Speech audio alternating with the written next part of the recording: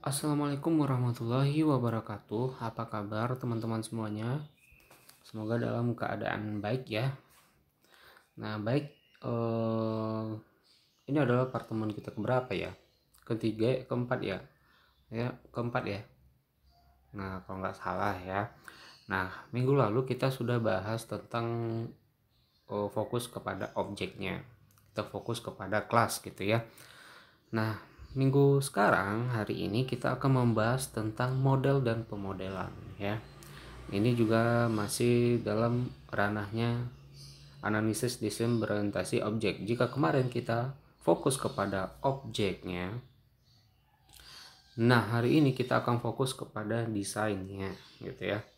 Kenapa kebalik-balik Pak? Nah, seperti itu kira-kira, yang penting kalian paham ya. Ya, seperti itu.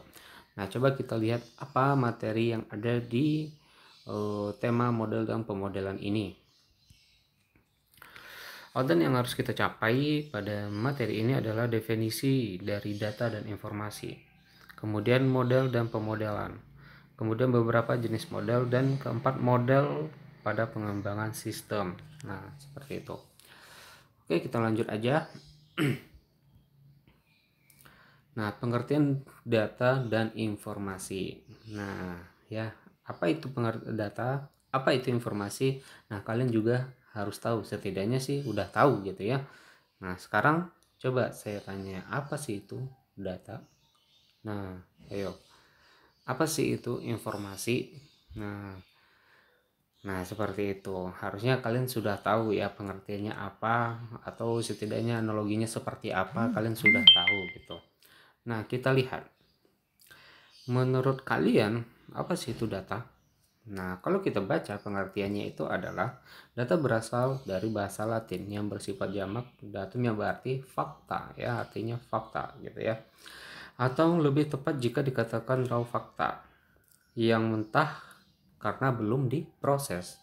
Jadi data ini teman-teman pengertiannya adalah kumpulan dari fakta-fakta gitu loh. Fakta-fakta yang belum diproses gitu. Jadi sekumpulan dari fakta-fakta yang valid gitu, bukan mengada-ngada. Jadi kumpulan dari fakta-fakta itulah yang disebut dengan data gitu loh. Nah, kalau kita ambil dari dasarnya betul gitu ya, dari dasarnya data ini apa gitu ya. Contoh data misalnya apa? Secara paling paling bakunya, paling dasarnya gitu loh. Apa contohnya? Contoh data misalnya huruf. Contoh data misalnya angka ya, simbol. Nah, gambar misalnya, suara. Nah, itu adalah contoh-contoh dasar dari data. Nah, seperti itu. Itulah yang disusun rapi sehingga menjadi sebuah kata-kata, sehingga menjadi sebuah suara, sehingga menjadi sebuah visual gitu loh. Yaitu yang disebut dengan kumpulan faktanya tadi. Nah, gitu. Kumpulan fakta yang belum diproses, sehingga itulah yang disebut dengan data, bahwa data itu adalah sekumpulan dari fakta-fakta yang belum diproses. Kalau contoh dasarnya yang saya sebutkan tadi, ada angka misalnya, ada huruf misalnya, ada simbol misalnya, ada visual, suara gitu ya. Nah, itu contoh-contoh dari data dasar. Nah, seperti itu. Jadi kita nggak tahu ya apa itu pengertian dari data gitu ya. Ya, seperti itu.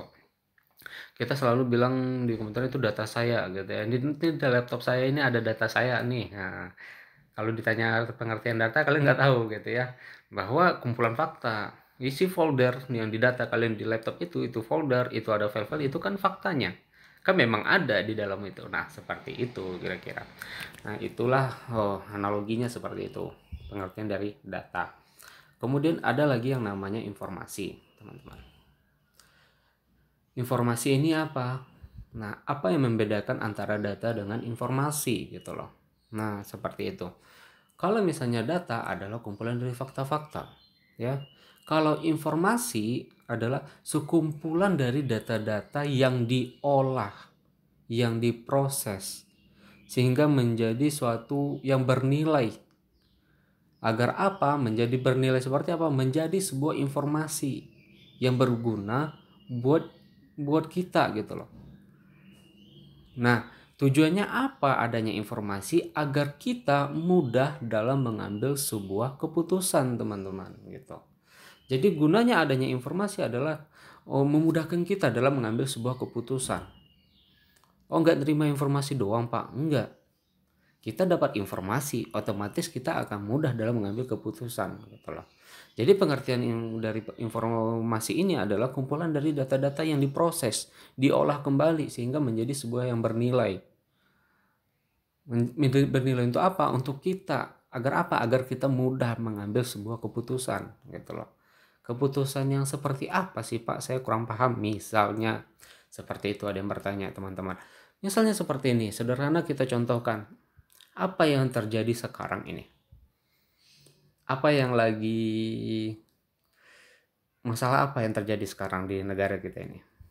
Ya, adanya undang-undang baru ya, undang-undang Omnibus Law gitu ya. Nah, kali kita dapat informasi nih bahwa sudah ditetapkan adanya undang-undang Cipta Kerja. Ya kan? Dapat dong informasi ke kita, dapat. Nah, kemudian dari informasi yang kita dapat, pasti kalian akan telaah lagi. Kalian baca dulu, kalian dengar dulu informasinya. Oh, ini tentang ini. Terus tentang Cipta Kerja kayak gini. Nah, kemudian kalian cari tentang undang-undang ini tentang apa sih? Ada untung nggak sih? Ada gimana nggak sih? Ada dampak nggak sih? Merugikan nggak sih? Ya nggak?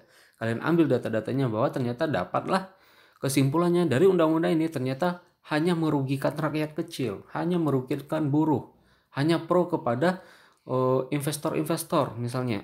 Itu yang kita peroleh. Berarti itu adalah informasi yang kita dapat, teman-teman. Ya kan? Nah, kemudian dari informasi yang kalian dapat seperti itu segala macam, otomatis kalian akan mendapatkan informasi tersebut menjadi sebuah pengambilan keputusan lagi. Ya enggak? Iya. Dari mana kalian akhirnya, wah ini saya nggak terima nih. Kayaknya masyarakat Indonesia nggak bakal terima juga deh dengan undang-undang ini. Kayaknya kita perlu ada kontrak ke sana, kita perlu keadilan lagi nih, kita perlu penjelasan lagi dari undang-undang. Iya enggak? Nah, hal-hal seperti itu kalian sudah masuk dalam mengambil sebuah keputusan. Ya, kalian sudah mengambil sebuah keputusan. Kenapa? Karena kalian sudah tahu informasi dari undang-undang tersebut. Ternyata hanya dapat merugikan kita sebagai rakyat rendah, rakyat pada kaum buruh misalnya. Ya, akhirnya kalian buatlah dapatlah kalian dari situ tuh adalah mengambil sebuah keputusan. Nih kayaknya kita ya tidak terima dengan undang-undang ini. Dan sepertinya langkah selanjutnya yaudah kita kayaknya harus bareng-bareng untuk mengusulkan lagi ke pemerintah kita untuk menolak atau dikaji ulang lagi deh. Hal-hal seperti ini bukan kayak ini udah masuk ke dalam ranahnya mengambil keputusan tadi. Iya teman-teman. Nah seperti itu. Jadi kita baca informasi, kita dapat apa keputusan apa yang mau kita ambil. Akhirnya kalian lakukanlah negosiasi ke pemerintah untuk dikaji ulang lagi atau ditolak aja. Nah akhirnya terjadilah demo ya kan. Kenapa? Karena udah bareng-bareng. Akhirnya kita ketemu dan ambil di situ keputusannya apa dari undang-undang, yaitu kalian demo gitu langsung aja. Karena apa? Karena udah greget gitu ya. Tahu-taunya mensahkan aja tengah-tengah malam kan gitu ya. Ya udah rakyat juga greget gitu. Langsung aja dah langsung demo, nggak usah negosiasi, nggak usah kita perlu ketemuan lagi gitu.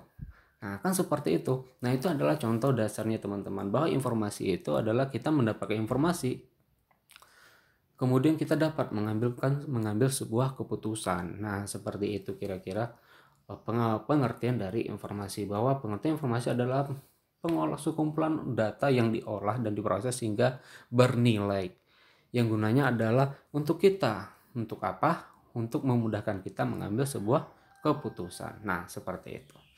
Nah dia akan seperti ini teman-teman. Jika sebuah informasi, misal informasi ini berlakunya misalnya dari informasi kalian ingin demo. Misalnya kita akan melakukan demo pada tanggal 8, misalnya tanggal 8 Oktober kemarin ya.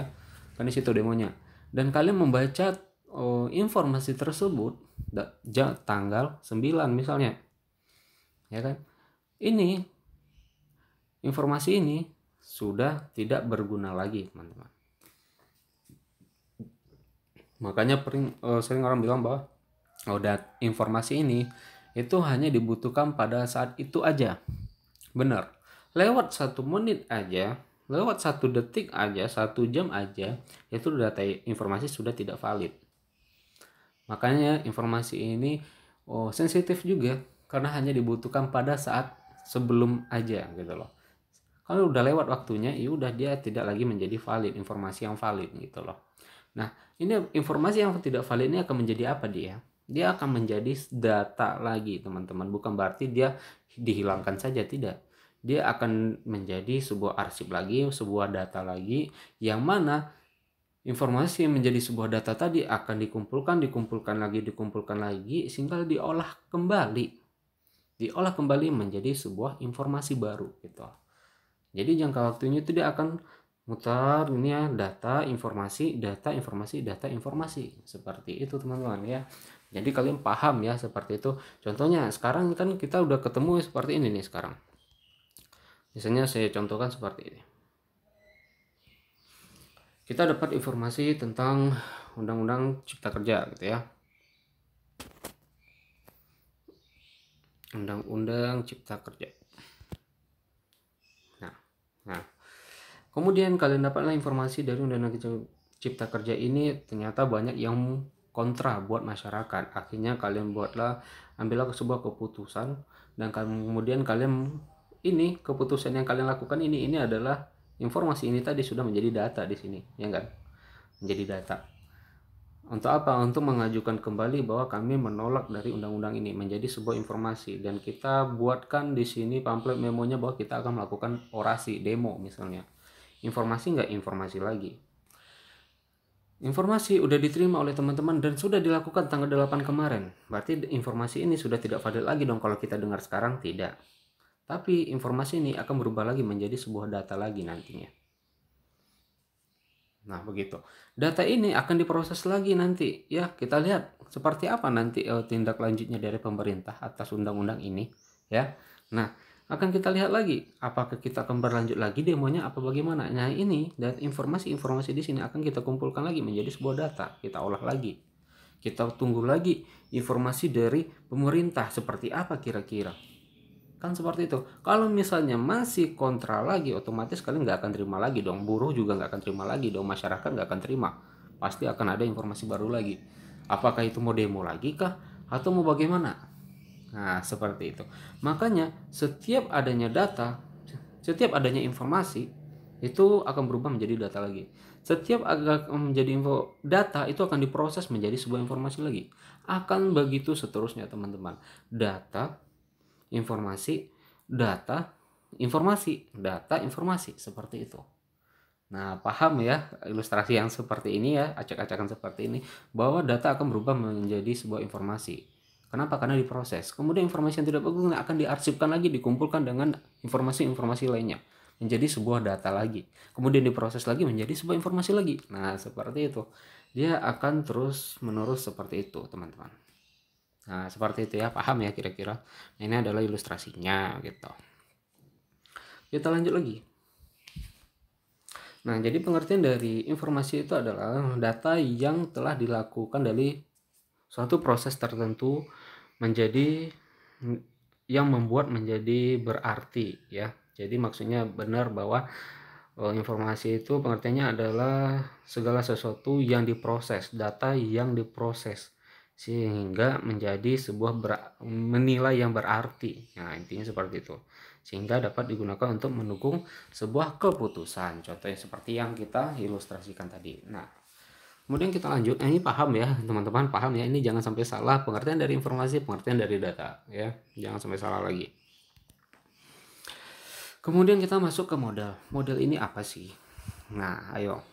Bagi kalian, model itu apa tuh? Model apa? Model itu kalau bagi saya kerangka, Pak. Ya, model itu desainnya, Pak. Model itu seperti sketsa, Pak. Ya, benar yang kalian bilang itu benar, ya. Bahwa model itu hampir-hampir sama dengan apa yang ada di pikiran kalian gitu. Kalau kita lihat misalnya contoh model seperti ini nih. Yang pertama, ya kan? Bagaimana cara seorang auto designer memutuskan untuk merancang bentuk sebuah mobil, ya? Misalnya dia ingin merancang sebuah mobil baru nih, ya kan? Yang pertama, dia akan membuat sebuah mobil dan dikendarai, ya. Yang kedua, otomatis ini salah ya. Dia langsung buat mobil aja terus langsung dikendarain tanpa ada persiapan apa segala macam, otomatis ini salah pasti. Yang kedua, membuat sebuah mobil kemudian diuji coba. Ya, membuat sebuah mobil kemudian diuji coba dulu nih, jangan langsung dikendarain aja di jalan umum gitu. Ini apa? Ini hampir benar. Ya, masih hampir benar ini. Ya, masih hampir benar. Nah, jadi ada yang ketiganya. Nah, dia buat dulu modelnya, barulah diuji coba. Nah, kira-kira dari 1, J1, J2, J3 mana yang benar? Mana yang tepat? Pastilah yang ketiga. Ya.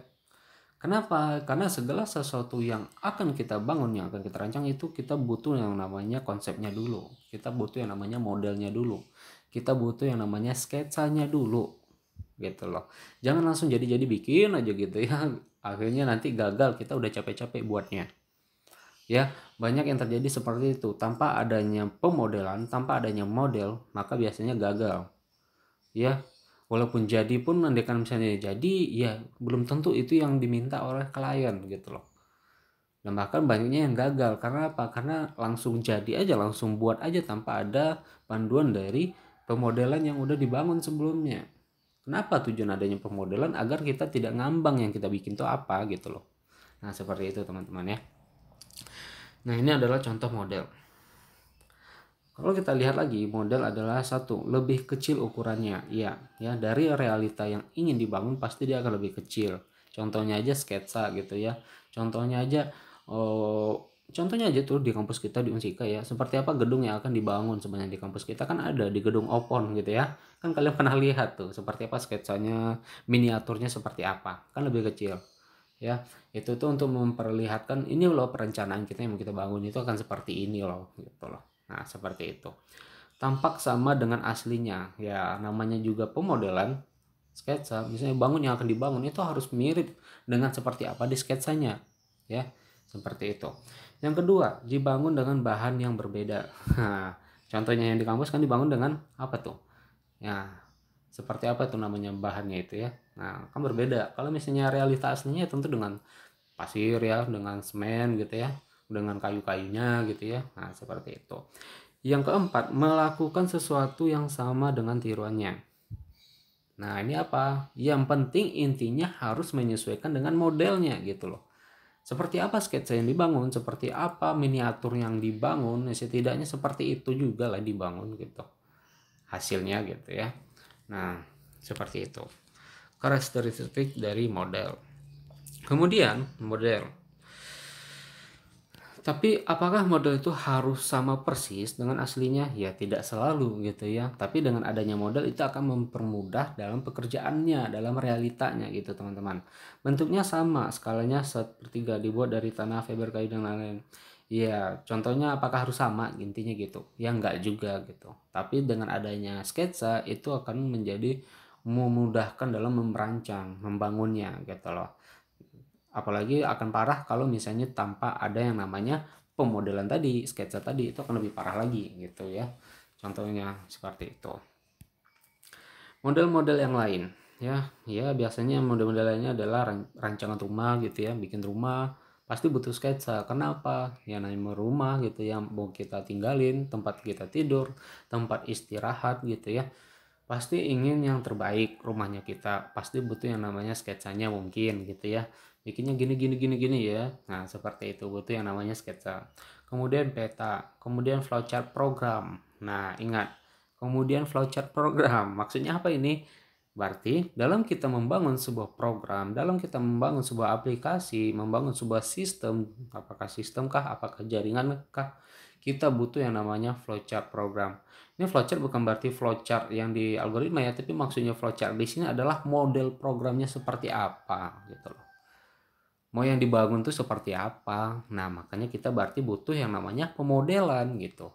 Jadi jangan langsung bikin ini langsung coding aja gitu ya. Bikin ini langsung coding aja ya.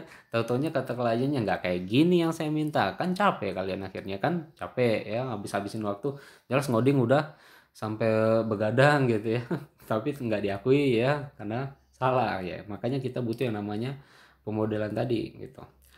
Nah, kemudian equation matematika, perhitungannya ya, segala sesuatu itu ada perhitungannya gitu. Nah, seperti itu kira-kira. Nah, setiap model di atas merepresentasikan suatu benda di dunia nyata yang terlalu besar dan atau kompleks untuk dipahami, sehingga perlu penyederhanaan ya. Kalau kita membangun sebuah segala sesuatu yang kompleks itu, makanya kita butuh yang namanya penyederhanaannya gitu loh. Untuk mengurangi ya biar kita nggak riweh gitu ya, biar kita nggak kesulitan memikirnya gini, makanya kita jabarkan satu-satu dalam bentuk pemodelan seperti itu. Nah, seperti itu teman-teman ya. Semoga bisa dipahami. Kita lanjut lagi. Definisi model ya. Kalau tadi adalah contoh-contoh model di definisinya. Model adalah representasi penyederhanaan dari sebuah realita yang kompleks ya. Nah, maksudnya apa yang kompleks biasanya bertujuan untuk memahami realita tersebut dan mempunyai fitur yang sama dengan tiruannya dalam melakukan taks atau menyelesaikan permasalahannya. Jadi model itu benar bahwa seperti apa yang kita bangun, maka kita butuh yang namanya pemodelan dulu, sketsanya dulu. Agar apa? Agar yang kita bangun nanti sama dengan yang kita konsepkan sebelumnya di pemodelan, di kerangka atau di sketsanya, seperti itu. Seperti itu kira-kira. Itu contohnya gedung kita ya. Gedung Fasilkom tuh. Itu tuh ada sketsanya teman-teman ya. Kenapa dia tampilannya agak unik sendiri gedung itu ya. Dengan gedung-gedung yang lainnya kan ada desain tersendiri gedung Fasilkom itu ya. Nah, itu ada sketsanya teman-teman ya, ada sketsanya. Makanya seperti itu tampilan gedung kita. Ya, seperti itu. Kita lihat lagi pemodelan. Ya, tahapan dari pembuatan model tujuannya adalah menentukan informasi yang dianggap penting untuk dikumpulkan. Ya, kita lanjut lagi. Nah, ini manfaat model ya. Manfaat model yang pertama adalah untuk mengajak kita untuk berpikir dan menganalisis. Yang kedua, mengajak kita untuk berkomunikasi. Yang ketiga, untuk memperkirakan atau prediksi. Yang keempat, untuk pengendalian atau kontrol ya. Yang kelima, untuk berlatih atau simulasi ya. Jadi ini manfaat model yang bisa kita rasakan kalau kita sebagai perancangnya. Ini contohnya seperti apa nih Pak? Nah, contohnya misalnya yang pertama, manfaat berpikir atau analisis ya. Contohnya misalnya ada project ya, kalian dikasih project bikinlah, tolong dong bikinin saya kantor saya ini websitenya gitu. Otomatis kalian akan pasti diajak untuk berpikir di situ, diajak menganalisa di situ, ini kebutuhannya apa gitu ya enggak. Nah, di situ kalian akan dapat manfaat bagaimana kalian selalu berpikir, bagaimana kalian menganalisa bahwa dari objek tersebut yang dibutuhkan orang ini adalah website. Kalian akan memahami lagi yang seperti apa sih yang diminta orang ini gitu loh. Dan kemudian kebutuhan dari kalian, sesanggup apa sih saya bisa ngerjakan ini gitu. Ya berarti saya harus memahami apa segala macam. Berarti itu kita masuk ke ranahnya menganalisa teman-teman. Berpikir lagi. Nah, bagaimana kita ingin membangunnya seperti itu. Jadi juga ada manfaatnya gitu ya, seperti itu. Kita terbiasa untuk menganalisa, kita terbiasa untuk berpikir kritis gitu. Nah, yang kedua, berpikir untuk berkomunikasi ya. Manfaatnya yang selanjutnya adalah untuk berkomunikasi ya. Banyak dari kita bikin segala sesuatu langsung bikin aja tanpa adanya komunikasi dengan kliennya gitu loh.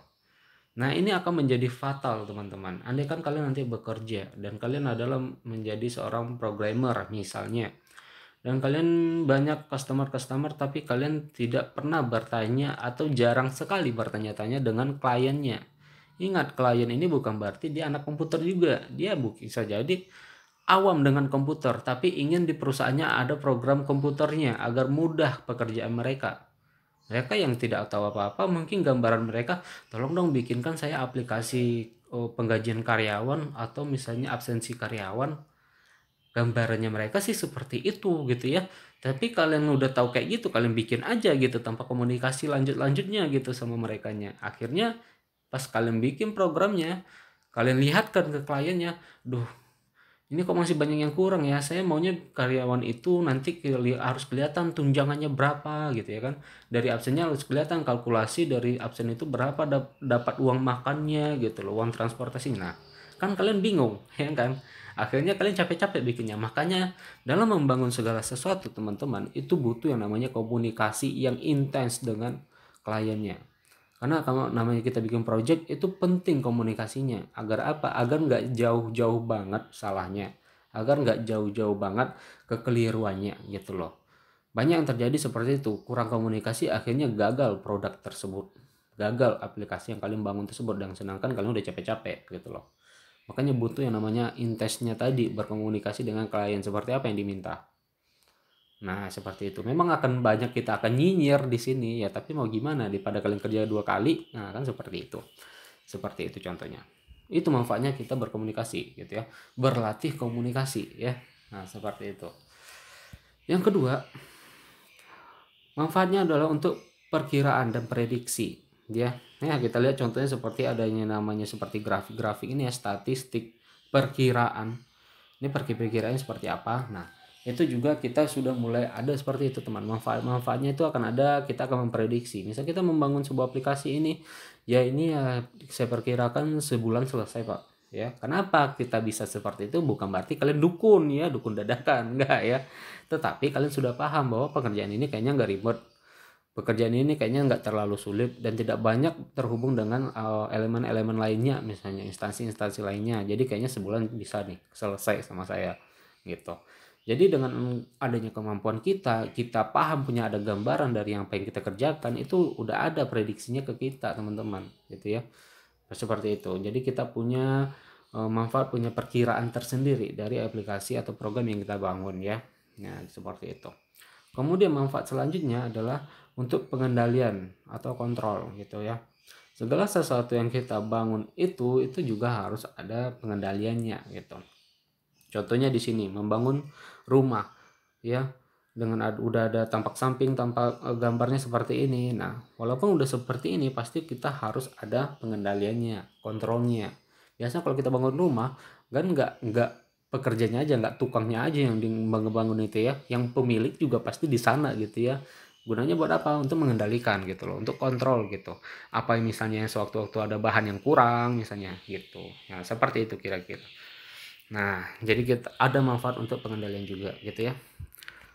Kita lanjut lagi kemudian untuk berlatih simulasi ya. Nah, contoh kalian dikasih program tadi, misalnya disuruh bikin website kantor gitu ya. Sebelum kalian kasih ini Pak, produk kami udah jadi, silakan Bapak bayar ke kami, itu nggak ada yang seperti itu teman-teman ya. Sebelum itu terjadi, transaksi terjadi, kalian wajib yang namanya adanya demo dulu ke kliennya. Demo dulu, didemoin dulu, bukan kalian demo-demo yang kemarin ya, bukan demo-demo lempar-lempar batu, bukan, tapi maksudnya kalian demokan dulu, kalian peragakan dulu program yang kalian dibuat tadi ke klien tersebut gitu loh ya. Kalian demoin dulu, ini Pak programnya udah jadi, coba Bapak lihat seperti ini yang kami rancang sesuai dengan permintaan Bapak, misalnya ini seperti ini seperti ini, bagaimana Pak? Kalau misalnya oke, baru transaksi terjadi. Oke, ini udah sesuai dengan yang kami minta. Oke, udah transaksi bayar. Jadi sebelum segala sesuatu kita butuh yang namanya simulasinya dulu gitu loh. Jangan langsung hasil akhir aja tanpa ada simulasi. Contohnya aja orang membuat sebuah mobil ya, perusahaan-perusahaan membuat sebuah mobil itu harus ada ujinya dulu, uji kelayakan ya, uji jalannya gitu ya, uji tabraknya gitu ya. Nah, itu adanya simulasi ya untuk mengetahui seberapa besar nanti kalau mobil ini digunakan di jalan gitu loh. Nah, seperti itu. Makanya ada manfaat untuk simulasinya buat kita. Seperti itu, teman-teman ya. Kita lanjut lagi. Ya, kita lanjut lagi. Pemodelan sistem ya. Pemodelan sistem. Nah, ingat yang terakhir poinnya adalah pemodelan sistem. Pemodelan sistem ini adalah berarti ini udah fokusnya ke sistem nih, ke ranah kita nih teman-teman ya. Pemodelan berdasarkan skenario. Kalau pemodelan sistem berarti udah ke arah-arah ilmu komputernya ya. Program berarti kalau kita yang namanya anak TI ya bisa jadi ke programnya tuh ya. Pemodelan berdasarkan skenario. Ada 4. Pemodelan berorientasi aliran. Pemodelan berdasarkan kelas ya. Pemodelan perilaku ya. Ini contohnya apa? Jadi pemodelan sistem itu dibagi 4 gitu ya. 4 inilah dia. Gitu. Kita lihat satu-satunya. Yang pertama, pemodelan berdasarkan skenario. Yang pertamanya itu adalah merupakan pemodelan yang dilakukan dari sudut pandang penggunanya, ya. Jadi skenario ini itu dilihat dari sudut pandang penggunanya, ya. Biasanya apa? Biasanya pemodelan ini digunakan menggunakan model UML, teman-teman, ya. UML apa itu? Unified Modeling Language, ya.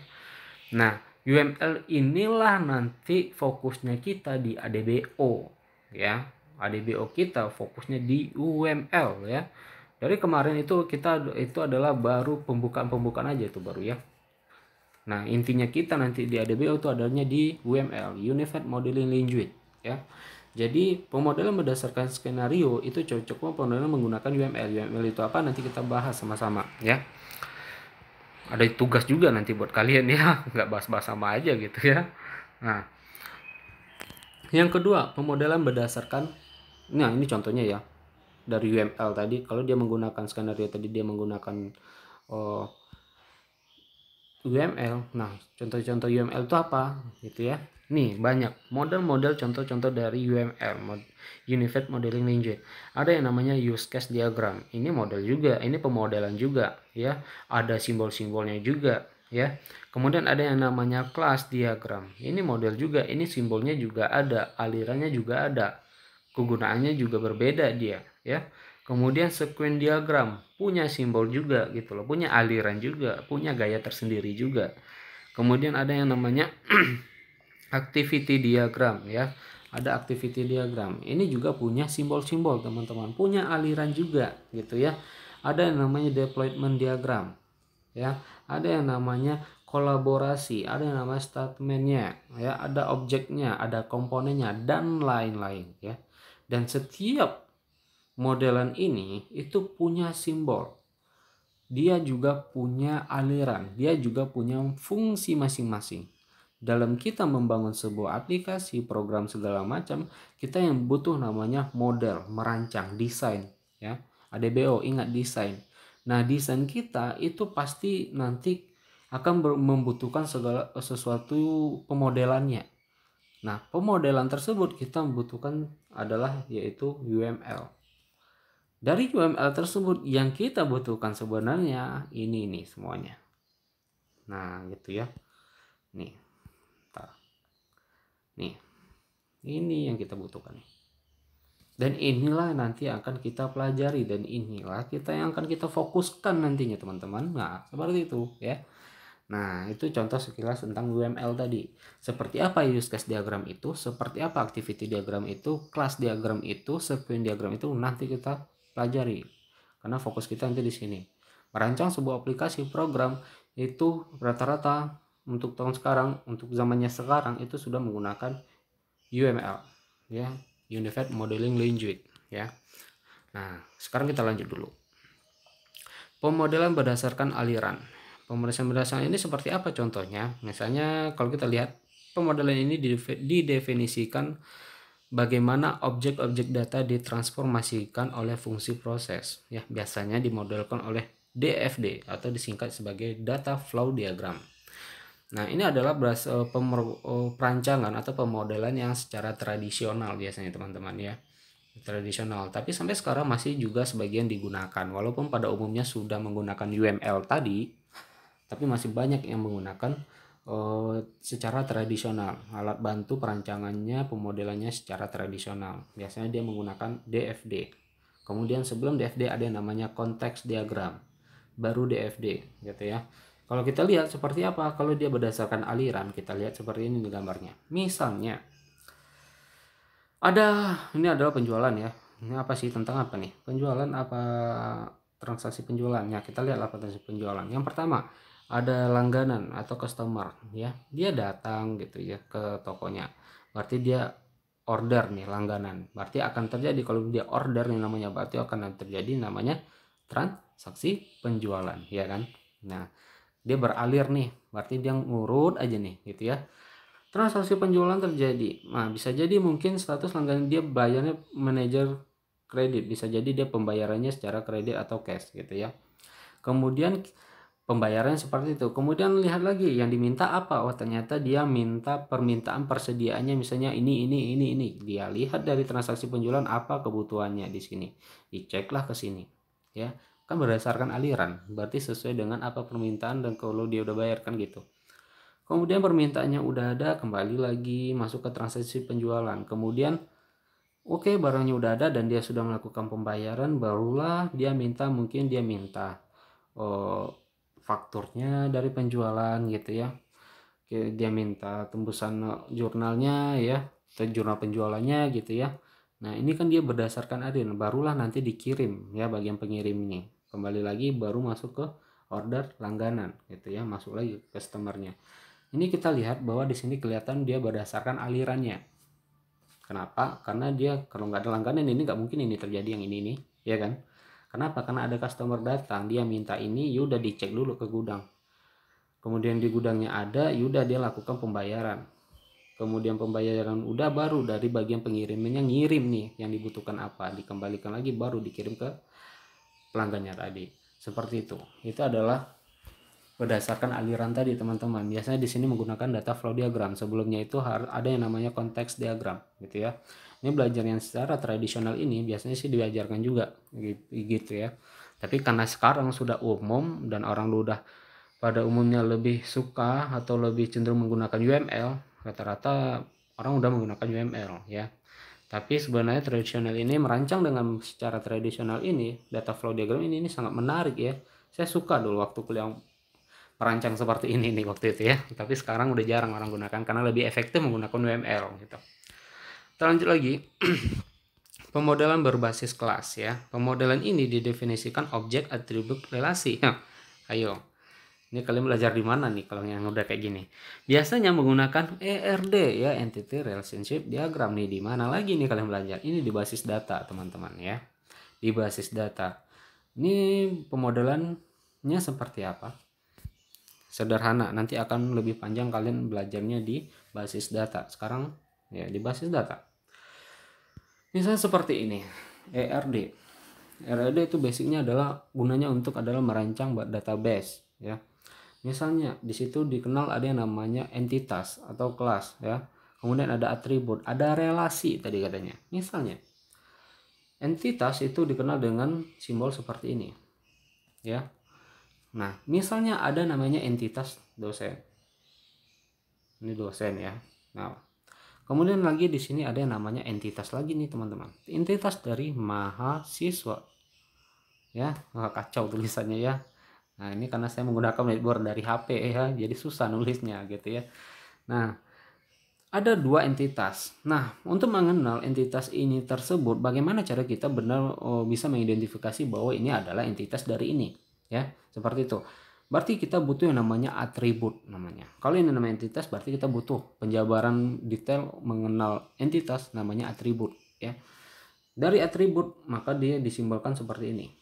Ya, apa namanya, oval dia gitu ya, dan terhubung gitu.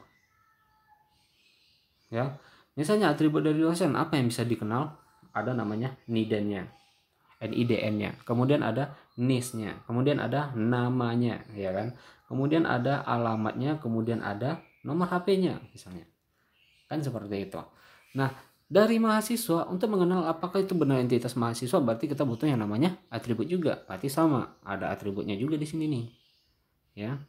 Misalnya apa untuk mengenal identitas mahasiswa? Berarti adanya NPM ya kan, ada nama, ada alamat, ada kelasnya, kelas mana dia, kemudian nomor teleponnya dan lain-lainnya misalnya. Nah, inilah yang pengenal dari entitas tersebut ya, adanya sekumpulan dari atribut ini pengenal entitas tersebut. Kemudian ada relasinya, bagaimana hubungan antara dosen dengan mahasiswa ini, maka kita perlu yang namanya relasinya ya. Setiap ada hubungan seperti ini, maka harus ada keterangan dari hubungan relasi tersebut. Nah, di mana hubungannya? Di sini nih, ya nih. Apa hubungannya di sini? Bisa jadi dosen mengajarkan mahasiswa. Ada relasi, ada relasi. Atau sebaliknya, mahasiswa diajarkan dosen. Nah, gitu. Jadi ada relasi di sini, teman-teman. Nah, jadi kalian paham, ini akan diajari nanti di basis data ya. Database pasti akan belajar ini. Nah, seperti itu. Ada entitas, atribut, ada relasi. Nah, seperti itu. Nanti akan lebih jelas lagi, itu nanti akan lebih detail. Detail ya, bagaimana kalian akan menerapkan many to many, one to many, many to one. Bagaimana many to many itu harus namanya harus dipecah misalnya, ya kan? Nah, itu akan dipelajari nanti di sini di basis data ya. Ini adalah simulasi dari skenario tadi ya. Ilustrasinya seperti ini. Kita kembali lagi. Paham ya yang tadi? Nah, ini pemodelan berbasis perilaku gitu ya. Mana sih tadi? Nih, pemodelan berbasis kelas yang tadi itu ERD ya, Entity Relationship Diagram. Kemudian terakhir adanya pemodelan berbasis perilaku. Ini apa? Pemodelan lebih mengarah pada perilaku dari sistem atau produk, teman-teman ya. Dia fokusnya ke sana tuh, ke sistem dan produk. Kemudian menggambarkan bagaimana sistem atau perangkat lunak akan merespon jika ada event dari luar. Ini contohnya apa? Ini adalah contoh produk yang misalnya udah diimplementasikan gitu loh. Ya, contohnya diimplementasikan. Kemudian contohnya aja sederhana. Di misalnya aplikasi di HP kita punya WhatsApp kan. Nah, WhatsApp kita ya, WhatsApp kan tetap berjalan di aplikasi kita ya kan. Andai kan sewaktu-waktu ada update ya kan, apakah harus disuruh hapus dulu WA kita yang lama? Kan enggak. Kita hanya disuruh update aja. Tapi sistemnya atau apapun yang berjalan di dalam WA kita itu tetap berjalan ya kan. Nah, ini yang disebut dengan berbasis perilaku. Ya, dia merespon seperti apa produk yang sedang berjalan, kemudian apa kekurangannya, perlu apa yang bisa ditambahkan di dalamnya dari yang sedang berjalan tersebut gitu loh. Dan kemudian tidak harus menghapus lagi, dia hanya mengupdate saja. Nah, makanya dibilang sini bagaimana sistem atau perangkat lunak akan merespon jika ada event dari luar. Contohnya kita update WhatsApp tadi, ya kan, kita nggak harus hapus dulu semuanya WhatsApp kalian, ini ada yang baru, install yang baru, ini enggak. Dia hanya melihat sistem dari yang lama, apa yang perlu ditambahkan, apa yang perlu dikurangkan. Nah, kemudian diupdate tanpa harus menghapus, tanpa harus memberhentikan sementara WhatsApp tersebut.